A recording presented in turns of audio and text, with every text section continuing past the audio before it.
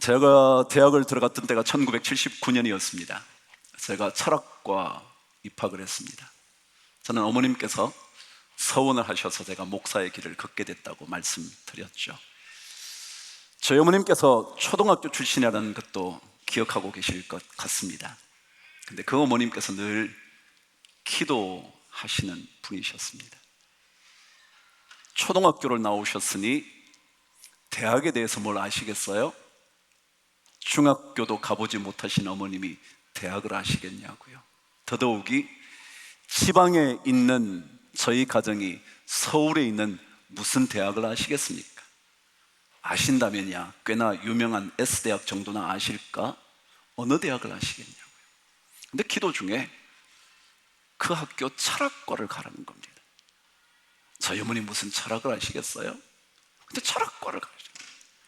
제가 또 말씀드렸죠. 저희 아버님은 법대 출신이라고요.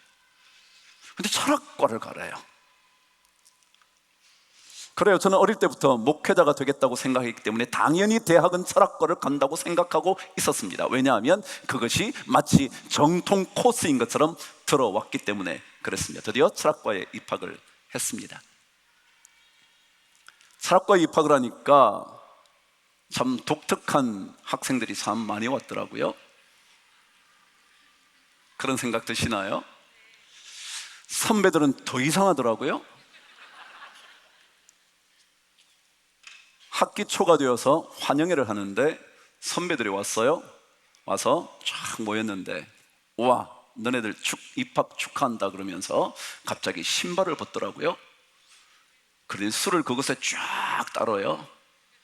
그리고 신입생 보고 마시래요. 뭐라고요? 신발에다가 술을 실컷 붓고요, 그걸 마시래. 철학과 진짜 이상하죠? 저야 당연히 저는 안 마시는데요. 그때 뭘 철학과에 들어온 뭐가 어쩌니 저쩌니 그러더라고요. 제가 전 교회 다녀서 예수 믿어서 술 안 마시는데요. 그럼 나와버렸죠. 그러고는 그 철학과에 모이면 그다음 끝이었습니다.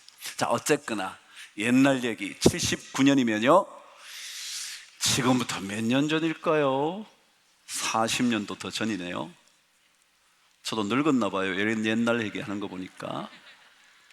근데 그 철학과에 입학하자 첫 번째 과목은 철학개론이라는 책이었습니다. 아니, 과목이었죠. 철학개론에 첫 번째 읽어야 할 책이 한 권 주어졌는데, 그 책이 윌 듀란트라는 사람이 쓴 철학 이야기라는 책이었습니다.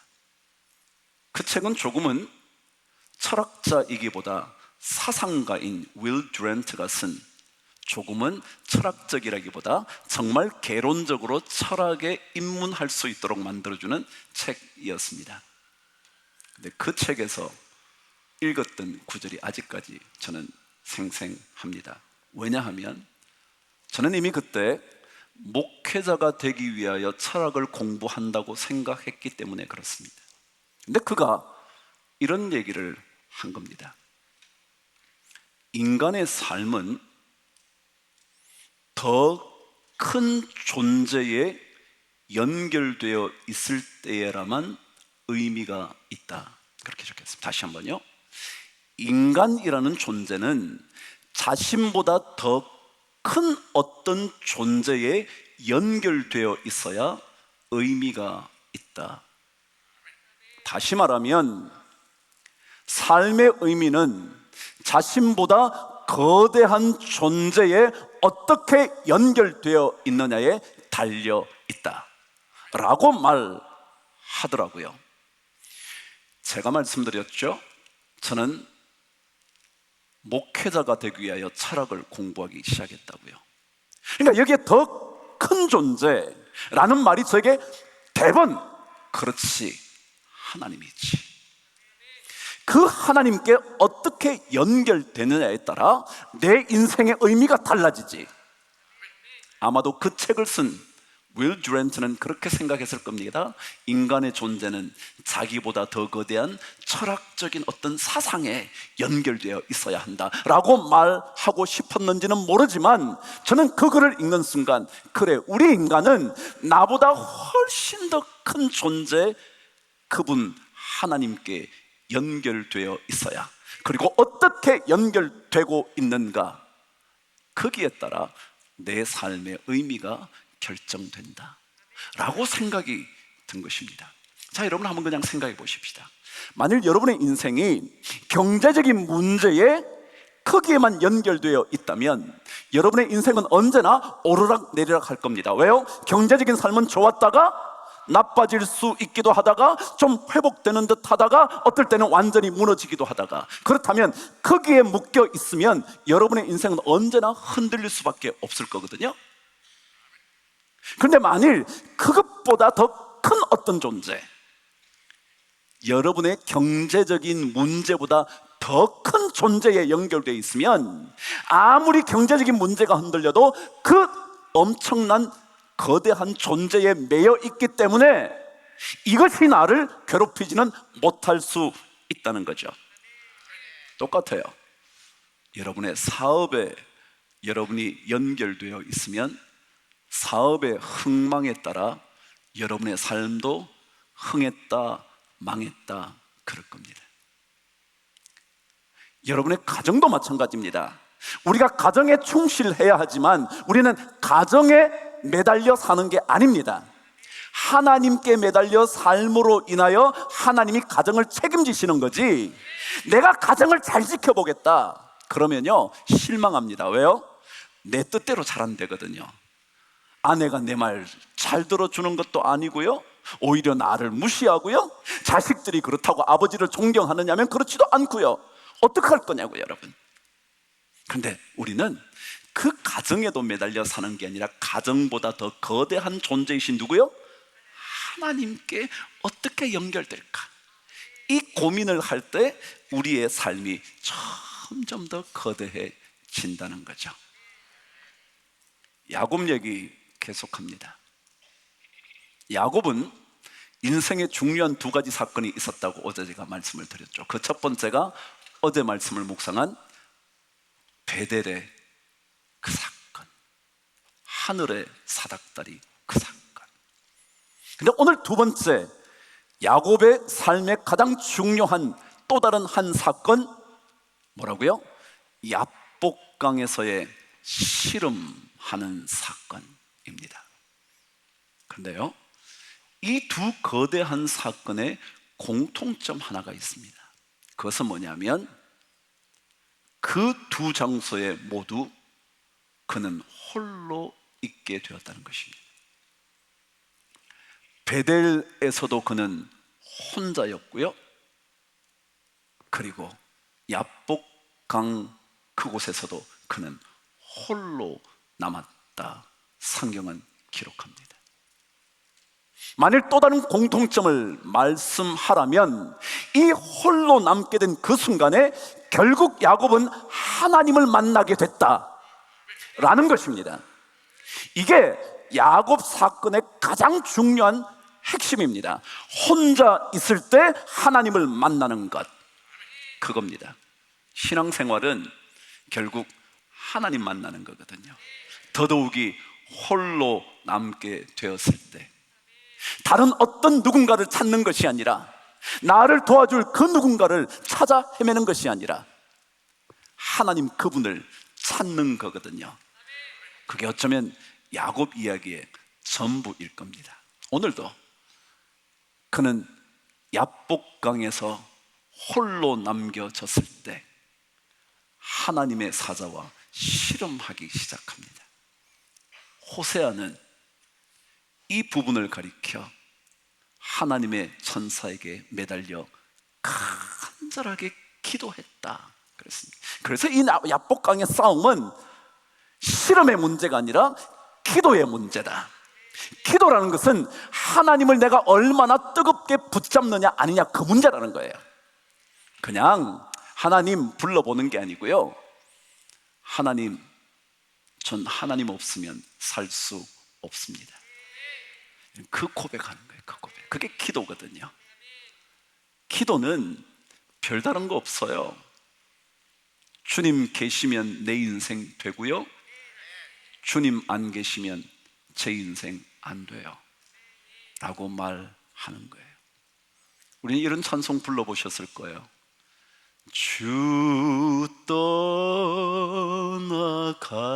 떠나가시면, 그 다음 뭔데요? 내 생명 헛되네, 이거예요. 주님 안 계시면 여러분 사업이나 가정이나 자식이나 어떤 것도 모두가 헛된 겁니다. 살면 살수록 허망한 겁니다. 내가 왜 이것을 위해 지금까지 살아왔을까? 어느 날 자식의 배신을 보면서 내가 왜 이제껏 자식을 위해서 이렇게 내가 땀 흘려 왔던가? 어느 날 배신하는 남편을 보면서 내가 왜 이 가정에서 이렇게 고생하며 살았을까? 여러분, 하나님 없으면요 아무것도 내 인생에 의미가 없습니다. 그래서 이 야곱에게는요 홀로 남겨졌을 때 하나님 만나게 된 것, 그것이 그가 우리에게 들려주고 싶은 가장 최고의 메시지였을 겁니다. 신앙생활은 힘들 때, 가장 고통스러울 때, 가장 외로울 때 주님 그분을 붙잡는 거거든요. 가장 고통스러울 때 그 누구에게로 내 발걸음을 옮기는 것이 아니라 주님께로 발걸음을 옮기는 것입니다. 여러분과 제가 방금 부르신 것처럼 주님 그분의 보혈의 능력이 있기 때문에 다른 어떤 것에 능력이 있는 것이 아니라 주님께 능력이 있어서 그분께 자꾸 우리의 눈을 고정시키는 겁니다. 저는 제가 자꾸 찬양을 하는데 제가 워낙 찬양을 좋아하거든요. 저는 어릴 때부터 진짜 찬양하면서 살았어요. 저희 아버님이 초등학교 교사로부터 시작했다고 기억나시나요? 안 날수록 좋아요. 새로울 거니까. 저희 아버님 초등학교 교사부터 시작하셨기 때문에 그분이 언제나 풍금을 치셨습니다. 저희 집에도 풍금이 있었고요, 아버지가 계시는 교실에 가도 풍금이 있었어요. 그럼 아버님이 풍금을 치시면 저는 옆에서 막 노래를 부릅니다. 찬송가도 부르고요, 동요도 부르고요, 학교 노래도 부르고요. 올해도 과꽃이 피었습니다, 그렇게 부르면서 지났습니다. 근데 이 찬양은요, 제가 작년에도 그랬지만 여러분과 제 안에 고백이 담겨져 부르기 시작하면 찬송에는 힘이 있습니다. 찬송을 부르면요 눈물이 쏟아지고요, 찬송을 부르면요 가슴이 뜨거워지고요, 찬송을 부르면요 연약한 것이 어디 있었는지 생각도 안 나고요, 뜨겁게 찬양에 몰두하거든요. 그러니까 찬송 속에 고백이 있어야 됩니다. 여러분, 이 찬송 불러보셨죠? 괴로울 때 주님의 얼굴 보라 그랬습니다. 괴로울 때 뭐라고요? 주님 얼굴 봐야지, 다른 거 볼 거 없다. 그런데 이 가사가 원래는요, 영어 가사는 괴로울 때라는 말이 원래 영어 가사는 이렇게 어두운 날들에 그렇게 됩니다. In these dark days, in these dark days, 이렇게 어두운 시절, 이런 날들 가운데 Lift up your eyes on Jesus. 눈을 들어서 on Jesus, 주님께로 눈을 향하라는 거예요. 여러분, 어려우면요 다른 거 볼 거 없습니다. 문제를 어떻게 해결할까, 이걸 어떻게 할까, 그런 거 할 때가 아니고요, 그때는 눈을 들어서 주님을 바라봅니다. 그게 가장 중요합니다. 근데 그 다음 가사가 뭐냐면, 한국말 가사는 평화의 주님 바라보아라 그렇게 돼 있어요. 근데 영어 가사는요, He is still upon the throne 그렇게 돼 있습니다. He is still, 그는 여전히 upon the throne. throne이 뭐냐면 보좌 혹은 왕좌. 그는 여전히 왕좌에 앉아 계십니다. 이렇게 표현되어 있어요. 그게 무슨 말이에요, 여러분? 우리 인생에 어려운 일들이 막 생겨요. 너무 힘들어요. 어쩔 줄 몰라요. 그런데 하나님이 뭐라고 했냐? 야, 나는 여전히 왕좌에 앉아 있어. 다시 말해, 내가 모든 것을 다스려. 너 어려운 문제도 내가 다스리고 있어. 너는 어렵게 생각할지 모르지만 내가 그것을 다 이미 지배하고 있는 거야. I am still on the throne. 나는 여전히 왕좌에 앉아 있는 거야. 여러분, 신앙생활은요, 여러분의 능력과는 관계 있는 게 아니거든요. 그것은 하나님의 능력에 매달려 있는 거거든요. 그래서 여러분의 능력의 문제가 아니라 하나님의 그 능력이 내 속에 임하게 하는 거거든요. 그래서 사도 바울은 내가 약할 때 곧 강하대요. 그건 말이나 돼요. 근데 말이 돼요. 그리스도 안에 있으면 하나님의 능력이 내 안에 들어와 있어서 나는 약하지만 하나님은 강해요. 그래서 자꾸 그분을 바라봐야 돼요. He is still upon the throne. 하나님은 여전히, 그분은 나의 모든 고통의 무게를 알고 계시거든. He knows weight of care. care, 내가 케어하는 거야. 너무 신경 쓰는 거야. 그것의 무게, weight가 얼마나 되나, 그거 하나님이 다 알고 계신다는 거예요. 그게 바로 하나님이 보좌에 앉아 계신다는 거예요. 그래서 신앙생활은 자꾸 그분께 가는 거예요. 그래서 오늘 홀로 남게 된 야곱이 하나님과 만나서 씨름하는 거예요. 하나님과 만나서. 몰라요? 하나님의 천사가 먼저 야곱에게 내려왔는지, 아니면 야곱이 요청하다가 하나님의 사자와 만나게 됐는지 모르겠지만, 어쨌거나 그 홀로 남게 된 괴로움의 시간에 그는 하나님과 맞붙어 있었다는 거예요. 그게 문제 해결의 핵심이라는 거죠. 자, 그렇다면 우리 신앙생활에 홀로 남게 되었을 때 하나님 만나는 게 중요한데 어떻게 만나야 돼요? 어떻게? 오늘 저와 함께 말씀 24절 시작하겠습니다. 시작. 야곱은 홀로 남았더니 어떤 사람이 날이 새도록 야곱과 씨름하다가, 뭐라고요? 날이 새도록 야곱과 씨름을 했대요. 어떤 사람이 야곱과 씨름한 게 아니고요, 야곱이 놓아주지 않았기 때문에 날이 새도록 씨름한 겁니다. 날이 샌다는 말이 무슨 말일까요, 여러분? 여러분, 신앙은요, 조금 더 뜨거워져 보는 거거든요. 조금 더 뜨거워져 보는 거라고요. 여러분, 신앙생활 다 우리 하잖아요. 하지만 이게 날이 셀 때까지 한번 해보는 거예요. 그게 신앙의 삶에 필요하다는 거예요. 보통 해도 돼요. 누가 뭐라 그러겠어요, 여러분. 누가 여러분 신앙생활 그렇게 한다고 나무랄 사람이 어디 있겠어요? 한 목사님 하나 나무랄까? 누가 나무라겠어요? 그렇지만 우리에게 필요한 것은 날이 셀 때까지 한번 주님 붙잡아 보려고 하는 것, 그게 우리에게 필요하다는 거예요. 미지근한 거 말고요, 조금 더 뜨겁게요. 기도 5분 하시나요? 조금 더 길게 해보는 거예요. 하나님의 말씀을 묵상하시나요? 그 말씀을 한 번 더 곱씹어 보는 거예요. 그리고 말씀을 붙들고 기도하고 또 읽어보는 거예요. 그래서 언제인가 그 말씀이 내 입에 꿀송이처럼 달다고 고백하게 되는 그 순간까지 한번 읽어보는 거예요. 제가 우리 성도님들에게 날마다 성경을 읽어줍니다. 하루에 6장씩 읽어줍니다. 안 듣는 사람이 더 많겠죠? 그러나 듣는 사람이 있어요. 듣는 사람이 이렇게 말해요. 목사님, 오늘 목소리가 조금 잠겼던데요? 피곤하셨나 봐요? 목사님, 오늘 목소리가 완전 신났어요. 목사님, 좋은 일 있으세요? 목소리를 듣고도 성도들이 반응을 합니다. 그렇게 말씀을 읽기로 결정해서 지금까지 제가 4년째 읽어갑니다. 그러니까 1년에 적어도 2독 정도는 해보자, 혹은 3독 정도는 해보자, 그렇게 결정을 하고 우리 성도들에게 매일 보냅니다. 하루도 빠짐없이. 안 해도 되잖아요. 그렇지 않나요, 여러분? 여러분, 제가 그렇게 안 읽는다고 우리 교인들이 나보고 목사 너 나가 그럴 것 같으세요? 아니요.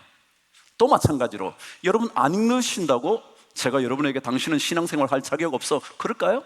아니요. 그렇지 않아요. 그럼에도 불구하고 신앙은 날이 새도록 실험하는 거예요. 날이 새도록 그 일을 감당해 보는 거죠. 기도 조금 더 해보는 거예요.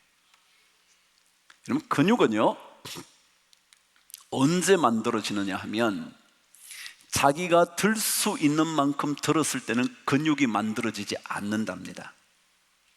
도저히 들 수 없을 때 마지막으로 들들들들들 떨면서 들면 그때 근육의 세포가 균열이 생기면서 새로운 근육이 하나 만들어진대요. 신앙의 근육도 마찬가지예요, 여러분. 그냥 지나도 살아갈 수 있어요. 누가 뭐라 그러지 않거든요. 여러분의 신앙을 아무도 함부로 평가할 수 없거든요. 그럼에도 불구하고 오늘 성경은 날이 새도록 신앙을 한번 여러분 붙잡고 늘어져 보라는 거예요. 그래서 그에게는 그런 마음이 있는 거예요. 주님께서 저에게 축복하지 않으시면 보내드릴 수 없습니다. 이 마음이요. 하나님, 지금 우리 가정에 주님께서 주시는 은혜가 없으면 우리 가정 무너집니다. 주님 도와주옵소서. 여러분, 이 절실함이 신앙생활 속에 담겨져 있어야 무언가 변화가 일어납니다. 그 삶이 우리 가정에서 누군가를 통해서 보여지게 될 때 변화의 실마리가 점점 더 거대해져 가기 시작합니다. 실마리였는데 마침내 전체를 풀어낼 수 있는 능력이 되는 겁니다. 주님, 축복하지 않으시면 저 인생 망합니다. 하나님 저를 도와주옵소서. 하나님 저를 도와주옵소서. 우리는 문제 해결하려고 할 때는 참 애 많이 쓰잖아요. 사방팔방으로 뛰어다니기도 하고 돈을 빌려 보려고 이곳저곳을 기웃거리기도 하고 그러잖아요. 그런데 왜 우리의 삶 전체를 살려낼 수 있는 주님께는 그런 마음 안 가지냐 말이죠. 한번 가져보자고요. 주님, 나 살려주셔야 됩니다. 내 자식 살려주셔야 우리 하나님 일할 거 아닙니까? 하나님 저에게 이 직분 맡기셨는데 이거 하나님 감당하려면 주님 저에게 축복하지 않으시면 주님 이 밤 가실 수 없습니다. 그 마음이 우리에게 있어야 한다는 것이죠. 근데 오늘 성경 26절은요 이 표현 하나를 주의 깊게 들여다봐야 한다고 가르쳐 줍니다. 저와 함께 읽어보십시다. 시작. 그 사람이 가로되 날이 세려하니 나로 가게 하라. 야곱이 가로되 시작. 당신이 내게 축복하지 아니하면 가게 하지 아니하겠나이다. 당신이라는 말이 중요합니다. 야곱의 인생, 여러분이나 저의 인생에 누구의 복이 필요하냐면요 당신의 복이 필요하대요. 당신 누구예요? 하나님의 복이 필요해요. 여러분 한번 보세요. 야곱은요 하란에서 20년 동안 삽니다. 왜냐하면 7년 동안 아내 첫 번 사랑하는 라헬을 위하여 일을 했는데 딴 여자가 들어왔어요. 레아가 들어왔어요. 그래서 다시 라헬을 위하여 또다시 7년을 일을 해요. 그래서 14년을 일을 합니다. 그러고 난 다음에 아무런 임금도 받지 못했기 때문에 나 아무것도 없습니다. 그럼 너 좀 더 일해. 그때부터 임금 줄게. 그래서 그때부터 6년 동안 더 일을 합니다. 그래서 총 20년간을 하란에서 보냅니다. 하란에서 보낸 다음에 그가 드디어 고향으로 되돌 때 그는 엄청난 거부가 되어서 되돌아옵니다. 예를 들자면 형에게 주는 뇌물만 해도요 암양이 200마리, 순양이 20마리, 숫염소가 200마리, 암염소가 20마리, 황소가 10마리, 암소가 40마리, 나귀가 몇 마리, 뭐라고요? 형에게 주는 뇌물만 해도 그만큼 많은 겁니다. 말하자면 모자랄 것 하나 없습니다. 자식도 많이 낳았죠? 라헬이 베냐민을 낳으면서 죽은 그것 외를 따지면 벌써 자식도 11명 다 낳았습니다. 부인도 둘이나 있죠? 얼마나 많습니까? 얼마나 많은 복을 받았습니까? 그런데요 우리 믿음의 사람에게는요 그 복보다 더 중요한 복이 있습니다. 그것은 주님만이 주실 수 있는 복이요, 그게 필요합니다. 여러분 사업 잘 되는 것은 여러분이 잘 되셔야 돼요. 왜요? 주님 일을 하려면 잘 돼야 되거든요. 망해가면서 무슨 주님 일을 합니까? 그런데 그 복보다 더 중요한 복은요, 당신이 하나님이 내게 주시는 복. 그래서 오늘 야곱은요 이렇게 말하는 겁니다. 하나님, 제가 이렇게 많은 것을 가지고 있습니다. 왜요? 내가 열심히 일을 해서 많은 것들 받게 됐습니다. 이만큼 얻게 됐습니다.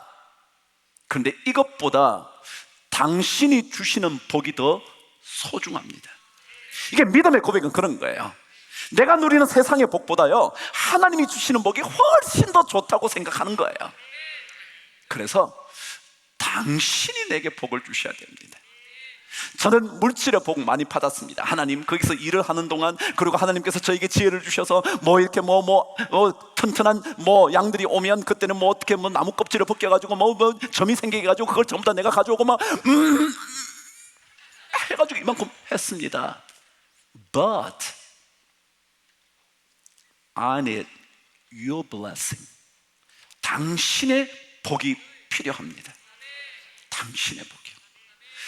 신앙생활은 주님께서 주시는 복을 사모하는 인생입니다. 주님께서 주시는 복이요. 세상에서 얻을 수 있는 복도 있죠. 근데 그것 말고요, 하나님이 주시는 복이요. 돈을 벌어도요 여러분이 열심히 해서 버는 것보다 이게 진짜 하나님의 은혜네 라고 느낄 만한 복을 받으시는 게 더 좋아요. 여러분 노력하면요 얻을 수 있는 게 많아요. 그렇잖아요. 세상의 법칙인데 열심히 노력하면 주어지지 않겠어요? 근데 그렇게 얻는 복도 좋지만요, 열심히 노력한 것보다 생각지도 않았던 복을 받는 게 더 좋습니다. 그래서 성경은 우리가 생각하는 것이나 구하는 것에 더 넘치도록 능히 하실 그분이라고 표현하는 겁니다. 여러분이 일한 것, 받는 것 정상이죠. 뿌린 대로 거르는데요 그건 맞아요. 그런데요 우리가 뿌린 것보다, 우리가 생각하는 것보다, 우리가 구하는 것보다 더 능히 주실 수 있는 그분이 하나님 아버지라는 거예요. 우리는 그래서 그분의 복이 필요합니다. 그분이 훨씬 더 좋은 복을 주실 수가 있습니다. 나머지 복에 여러분 만족하지 마십시오. 주님의 진짜 복을 원하십시오. 그것이 훨씬 더 좋은 복이기 때문에 그렇습니다. 아무리 다른 것이 넉넉해도요 하나님께 꼭 기도하십시오. 하나님만이, 하나님께서만이 주실 수 있는 복을 저에게 주옵소서. 주님도요 이 땅에 평안이 있잖아요. 그런데 주님은 세상이 줄 수 없는 평안을 내게 준다 그랬어요. 그래요. 세상 속에서도 받을 수 있는 평안이 있어요. 왜 없겠어요 여러분? 그냥 괜히 돈이 있으면 편안하잖아요. 그렇지 않나요? 또 대답을 안 하신다. 저는요 은행에 잔고가 좀 많으면 괜히 마음이 든든해. 안 그렇던가요? 저 타락한 목사인가요? 아니요, 그렇더라고요. 은행에 조금 잔고가 있으면요 괜히 그냥 마음이 좀 이렇게 후해져요. 그런데요 그 평안보다 세상이 줄 수 없는 평안을 내게 주노니, 그게 주님 주시는 거거든요. 그러니까 그걸 받아야 돼요. 그거는 잔고가 좀 없어도요 마음이 편안해요. 왠지 몰라요. 이유를 모르겠어요. 그냥 괜찮아요. 나의 마음 속이 늘 평안해. 그 다음 뭔데요? 나의 마음 속이 늘 평안해. 여러분 두 번 반복은 뭔지 아세요? 강조라고요. 제가 그랬잖아요. 강조할 때는 반복한다고요. 신앙의 삶은 다른 거 아니거든요. 주님이 주실 수 있는 것을 누리며 사는 거예요. 세상이 줄 수 있는 거라면 세상 가서 살면 되지. 뭘 예수 믿어요. 그거 안 믿어도 되지. 근데 주님만이 주실 수 있는 게 있거든요. 그러니까 야곱은 그걸 아는 거예요. 하나님, 제가 여러 가지 다 갖고 있습니다. 가질 수 있는 것은 다 가졌습니다. 그런데 하나님 당신만이 주실 수 있는 그 복이 저에게는 필요합니다. 그래서 오늘 말씀에 당신이 내게 축복하지 않으면 가지 않도록 하겠습니다. 그런 거예요. 주님께서 주시는 진짜 복, 그 복만 필요한 겁니다. 사실은 말이죠. 세상의 삶은 언제나 fluctuate 하거든요. 오르락 내리락 하는 거예요. 기쁨도 올라갔다 내려갔다, 돈도 있다가 말았다, 관계도 좋았다 나빴다, 뭐 그런 거 아니에요? 부부끼리 계속 관계가 좋다, 좀 이상한 거예요. 그거 아닌가요 여러분? 제가 지난번도 안 그랬나요? 70이 됐는데 아직 부인 손을 잡으면 떨린다, 그 병이에요. 그건 좋은 게 아니에요. 그거는요 70이 되면요 참 이 사람을 더 이해하게 돼서 그 사람은 어떻게 해도 그래 당신 괜찮아, 그런 마음이지 막 찌릿찌릿하, 그건 이상한 거라니까요 여러분. 그건 병이라고 그런 거잖아요.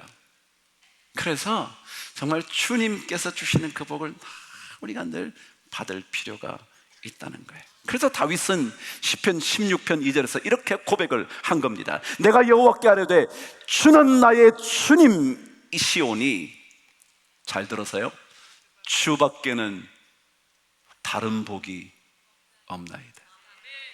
주님밖에 다른 복이 없다. 주밖에는. 이게 신앙생활의 고백이에요. 다윗이요 모든 거 누려봤잖아요. 그만한 왕이 어디 있어요? 그런데요 그는 알고 있었던 거예요. 주님이 진짜 복이지, 그분만 내게 주시는 복이 있으면 나는 됐지 뭐. 왜요? 아까 얘기했잖아요. 우리의 인생에 어두운 날들이 있다 할지라도 하나님은 여전히 나의 모든 것을 다스리시고 계시니까 그거 다 하나님이 알아서 하실 거라고요. 그래서 그 가사에도 보면요 모든 것이 그분께 다 알려져 있대요. All things are known to him. To him all things are known. 모든 것이 다 그분에게 알려져 있다. 그분이 모르지 않는다는 거예요. 내 사정을 모르실 리가 없다는 거예요.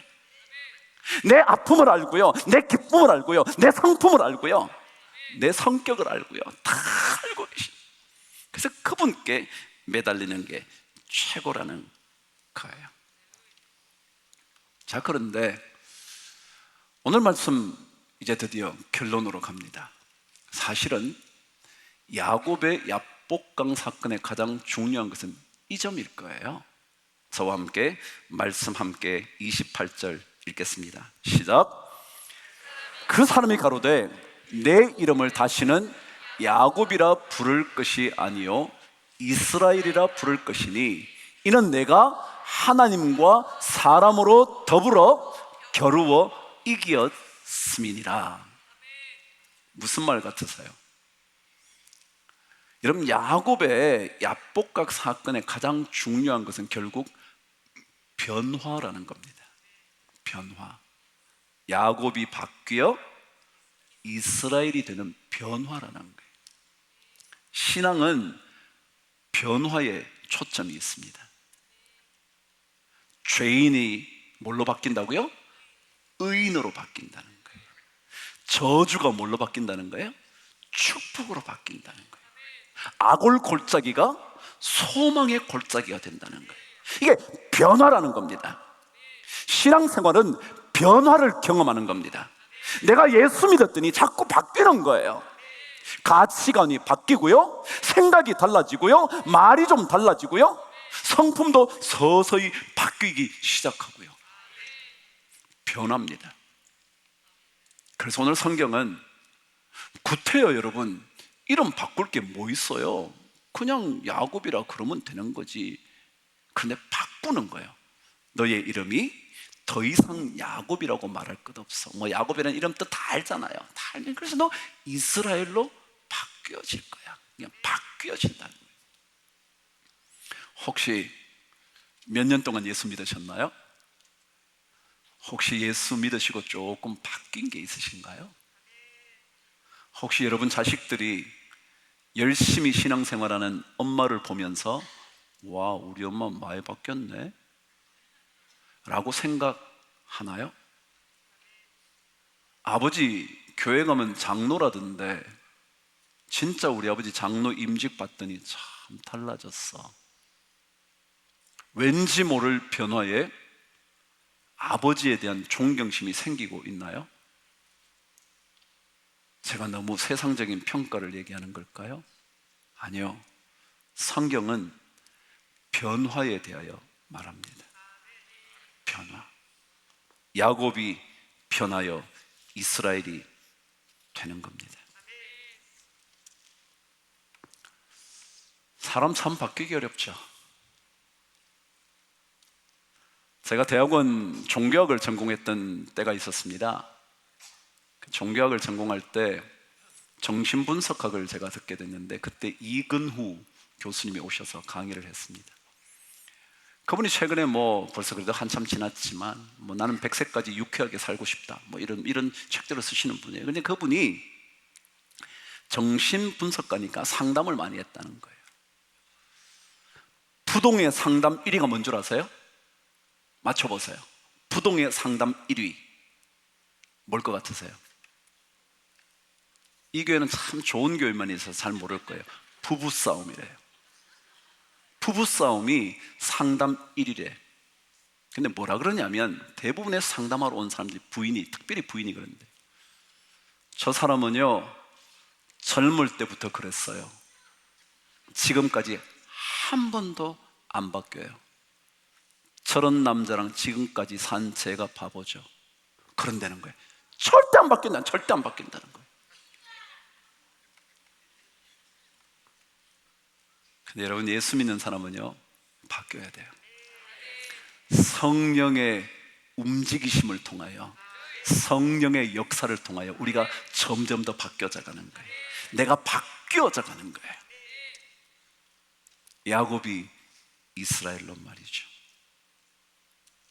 그런데 이스라엘은 뜻이 뭘까요? 무엇 때문에 이스라엘로 바뀌었다 그럴까요? 물론 오늘 성경에는요 내가 하나님과 사람과 더불어 겨루어 이겼기 때문에 이스라엘이라 할 거다라고, 마치 더불어 싸워서 이긴 것을 이스라엘이라 그럴 것 같잖아요. 근데 여러분, 제가 한번 물어볼게요. 하나님과 싸워서 이길 사람이 있나요? 없는데 왜 그러는 거죠? 없는데 왜 겨루어 이겼다 그럴까요?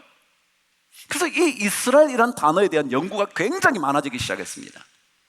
도대체 이스라엘이라는 뜻이 뭐길래 그럴까? 그랬더니 첫 번째, 이 단어는 사라르. 여러분, 히브리어는 제가 말하는 모음이 없고 자음만 있다고 그랬잖아요. 이스라엘이라 그러면 이스라엘의 이는요 모음밖에 없잖아요. 그죠? 요 모음 제쳐놓고 스라엘이면 시옷, 리얼, 그죠? 엘은 엘 하나님이니까 떼어놓고 스르, 그죠? S 시옷 리얼이잖아요. 그래서 이게 단어가 사라르라는 단어에서 왔을 거라는 거죠. 근데 이 사라르라는 뜻이 뭐냐면 다스린다라는 뜻입니다. 그럼 이스라엘이라는 뜻이 뭐냐면 하나님이 다스린다. 여러분, 인생이 언제 바뀌느냐 하면요 하나님이 다스려야 바뀝니다. 안 그러면 절대 안 바뀝니다. 절대 안 바뀝니다. 내 생각대로 하고 사는 사람은 절대 못 바꿉니다. 50년이 지나도 젊을 때부터 지금까지 죽을 때까지 안 바뀝니다. 그러나 하나님이 다스리시면 바뀝니다. 그래서 내 자신을 하나님께 자꾸 내어놓아야 합니다. 하나님, 나를 바꾸어 주십시오. 나는 나를 고칠 수가 없습니다. 하나님이 다스리셔야만 바뀌어질 수가 있습니다.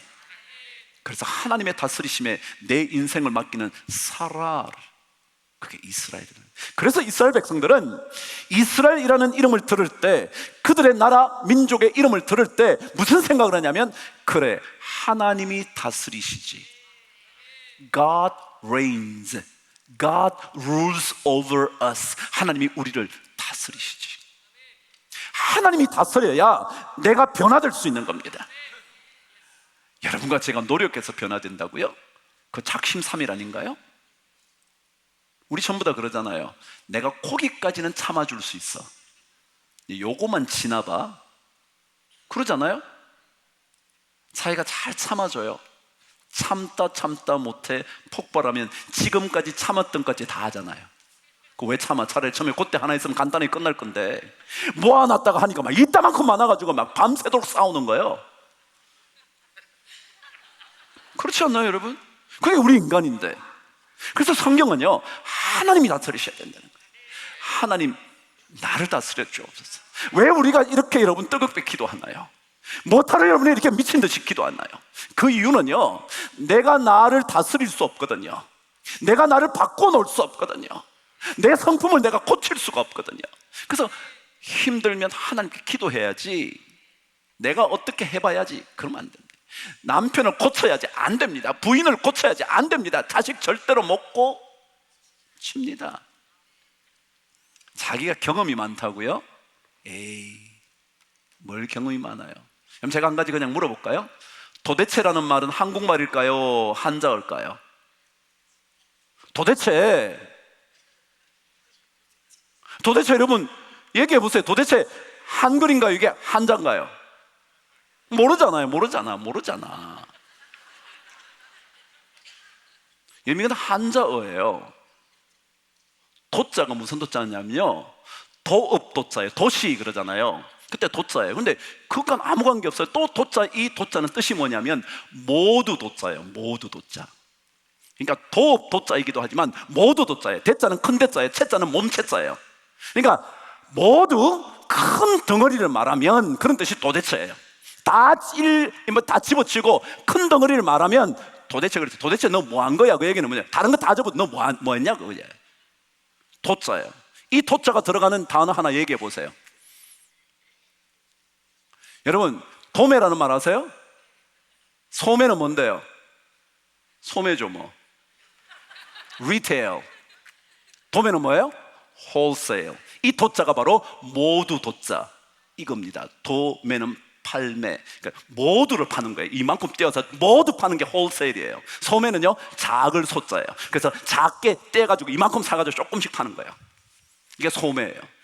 그래 말이에요. 우리가 아는 게 없잖아. 아는 게 제가 뭐 잘났다 그 얘기 아니에요. 그냥 우리는 모르는 게 너무 많다 그 얘기예요. 모르는 게. 그런데 우리는 복하면 자기 경험이래. 자기 경험. 자기가 살아보니까, 이 자식아 내가 다 살아보니까 이게 맞대. 얼마 살아보지도 않아 놓고 아는 것도 별로 없으면서 우리가 그러잖아요. 그러니까 그렇게 본다면 여러분, 우리가 우리를 바꿀 수 없거든요. 내가 뭘 안다고 나를 바꿔요, 여러분. 노래도 있잖아요. 내가 나를 모르는데 네가 나를 어떻게 아냐고. 우리가 내가 나를 모르잖아요. 나도 모르는 내가 나를 어떻게 바꾸냐고요. 우리의 심장과 폐부까지 알고 계시는 그분만이 바꾸지 어떻게 우리를 바꾸냐고요. 그래서 오늘 성경은 사라르라는 단어는요, 하나님이 바꾸셔야 되는, 하나님이 다스려야 되는 거예요. 그래서 기도하는 거죠. 그래서 이 야곱이 그 야복강에서 그렇게 매달려서 기도하는 거예요. 자기 인생이 바뀌어지고 싶어서. 왜냐하면 늘 형을 속이면서 자신의 모든 것이 채워진다고 생각했던 그 인생에서 바꾸어지고 싶어서 하나님 나를 바꾸어 주옵소서. 그래서 하나님의 복이 필요합니다. 그게 사라라는 단어예요. 그런데 계속 연구를 해보니까 두 번째 이 사라의 단어의 뜻이 이거라는 거예요. 강하다라는 뜻이에요. 방금 여러분도 읽으셨죠? 뭐 사람과 더불어 겨루어 싸워서 이겼다. 강해야 이기는 거 아니에요. 그래서 이 사라는 강하다라는 뜻이에요. 다시 말하면 하나님께서 우리를 다스려야만 뭐하다? 강해진다. 우리가 문제를 해결할 수 있는 방법은요, 다른 게 아니고요, 하나님이 나를 다스리시기만 하면 그때부터 나는 해결할 수 있는 능력을 갖게 됩니다. 왜요? 강해지거든요. 능력이 있게 되는 거거든요. 그래서 사도 바울은 고린도 후서 4장에서 그렇게 말해요. 우리가 사방에 우겨쌈을 당하여도 쌓이지 아니하며 답답한 일을 당하여도 낙심하지 않는다고요. 왜요? 하나님이 다스리면 내가 뭐 하게 되니까? 강하게 되니까 뭐 나를 그렇게 뭐 고통스럽게 둘러싸고 있다 그래도 뭐 쌓이지 않는다. 박해를 받아도 절대 버림받지 않고 거꾸로뜨림을 당하여도 절대로 쓰러지는 법이 없다고요. 망하는 법이 없다고요. 그게 강하다라는 거예요. 이스라엘은요, 하나님이 나를 다스리면 내가 강해진다, 그 고백이에요. 제가 오늘 새벽에 토라라는 단어에 대한 얘기를 해드렸어요. 새벽에 안 나오신 분을 위하여 제가 조금 반복할게요. 토라라는 단어는 야라라는 단어에서 왔다고 말씀을 드렸어요. 야라라는 단어의 뜻은 관역에 명중시키다 라는 뜻이라고요. 명중시키다. 신앙생활은 이스라엘 백성들이 토라라는 말을 들을 때, 아, 내 인생이 하나님이라는 관역에 잘 명중될 수 있을까? 그걸 늘 생각했다는 거예요. 동시에 이스라엘이라는 말을 들으면, 그래, 내가 자꾸 내 인생을 다스리려고 그랬지, 내가 내 가정을 지배하려고 그랬지, 내가 내 자식을 마음대로 움직이려고 그랬지, 내 부인을 내 마음대로 움직이려고 그랬지, 이게 아니지. 당신의 인생 하나님이 다스려야 돼. 그래서 내가 조금 간섭을 덜 하는 거예요. 당신 인생 하나님이 다스려 주시면 당신 인생 가장 멋진 인생 돼. 자식에 대해서도요, 이렇게 말하면 너무 편하고 좋잖아요. 갈등도 없잖아요. 야, 너 인생 하나님이 다스리시면 너 가장 강한 인생 돼. 아빠는 기도할게. 너 열심히 한번 하나님께 의지해봐. 그러면 하나님이 너 인생 강하게 만들어 주실 거야. 이러면요, 여러분은 걱정이 막 훨씬 덜하지 않아요? 괜히 막 자식 문제 막 해가지고 막 심심하면 잔소리하고 심심하면 싸우고, 그럴 건 뭐 있어요, 여러분? 그런다고 바뀌지도 않는데. 우리가 생각보다 조금 멍청하잖아요. 제가 멍청하거든요. 그럴 거 없잖아요. 그냥, 아, 그래, 진짜 그렇지. 야, 너 인생 하나님께 명중하면 하나님이 너의 인생을 책임질 거야. 그걸 가리켜 다윗이 하나님의 마음에 합했다는 것. 딱 맞아 떨어졌더니 하나님이 그를 얼마나 높였는지 아직까지도 다윗 왕의 국가라고 이스라엘을 그렇게 불러. 야, 너 하나님이 다스리면 돼. 이 고백을 우리가 하는 거예요. 자, 드디어 결론입니다. 자꾸 결론하죠. 근데 이거는 안 하면 안 되거든요. 저와 함께 말씀을 읽겠습니다. 자, 25절 저와 함께 읽고 오늘 말씀을 이제 맺도록 하겠습니다. 시작. 그 사람이 자기가 야곱을 이기지 못함을 보고 야곱의 환도뼈를 치매 야곱의 환도뼈가 그 사람과 씨름할 때에 위골되었더라. 제가 가지고 있는 개역 개정을 읽어드릴 테니까 들어보시죠. 여러분은 개역 한글을 읽고 계십니다. 저는 개역 개정을 읽습니다. 우리 교회는. 제가 한번 읽어볼게요. 자기가 야곱을 이기지 못함을 보고 그가 야곱의 허벅지 관절을 치매 야곱의 허벅지 관절이 그 사람과 씨름할 때에 어긋났더라. 허벅지 관절을 뭐라 그러냐면 고관절이라 그럽니다. 아시죠? 그럼 고관절은요, 한번 다치고 나면 어르신들이 낙상한 이후에 고관절을 다치면 그때부터 거의 인생의 마지막 때라 그러더라고요. 제가 이 어르신들, 나이 연세 많이 드신 얘기를 들으니까 그분이 넘어지셔서 낙상을 하셔서 고관절을 다치면 일어설 수가 없어서 그걸로 거의 인생 끝을 맞이하게 된다 그러더라고요. 야곱이 이 사람과 씨름을 하다가 도저히 놓아주지 않으니까 야곱의 고관절을 쳤다는 거예요. 고관절을 치면 거의 일어나 걷기가 어렵다는 거죠. 그래서 절뚝거렸더라. 나중에 그러잖아요. 자, 이게 무슨 말일까요? 근데 이렇게 고관절을 쳤는데도 26절에 뭐라 그러냐면 위골되고 어긋났는데도 불구하고 내게 축복하지 않으면 가게 하지 않겠습니다 그랬다는 거예요. 자, 오늘 야곱의 마지막 핵심은 이것입니다.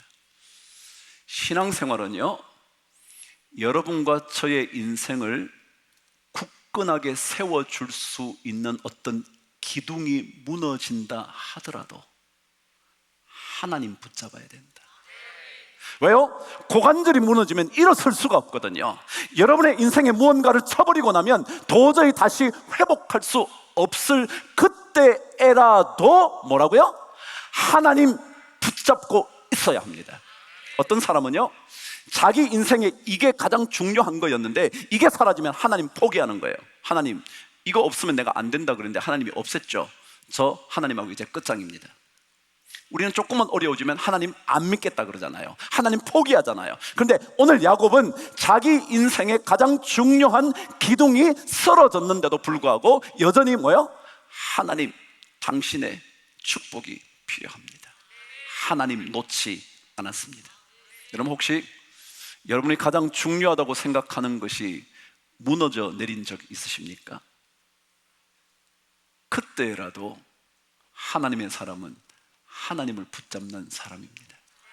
그때라도 내 인생을 떠받치고 있는 그 어떤 것이 무너져도, 여러분이 가장 기대를 갖고 있던 자식이 어느 날 갑자기 주님의 부름을 받아도, 그래도 여러분 하나님께 복을 주셔야 한다고 매달려야 합니다. 많은 사람들은 어려움만 닥치면 하나님 떠날 준비를 늘 하고 있었던 듯 떠나버립니다. 그러나 야곱은 그의 인생에, 그의 육신에 기둥이 쓰러졌음에도 불구하고 하나님, 전 하나님의 은혜와 복이 필요합니다. 그 복 주시지 않으면 제 인생 끝날 때까지 저는 주님 붙잡고 있겠습니다. 신앙생활이요, 여러분의 가장 소중하게 생각하는 것이 하나 둘씩 사라져도 여전히 나는 하나님 바라보는 거예요.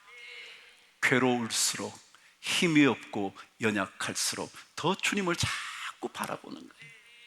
왜냐하면 그분을 바라볼 때 우리에게 점점 더 강한 능력이 임하게 되거든요. 왜냐하면 우리는 하나님의 백성 이스라엘이 다 됐잖아요. 우리 다 이스라엘 됐으니까 이스라엘 된 사람들은 하나님이 나를 다스리시는 하는 나는 능력 있는 강한 용사가 될 수 있어, 그 고백하는 사람들이잖아요.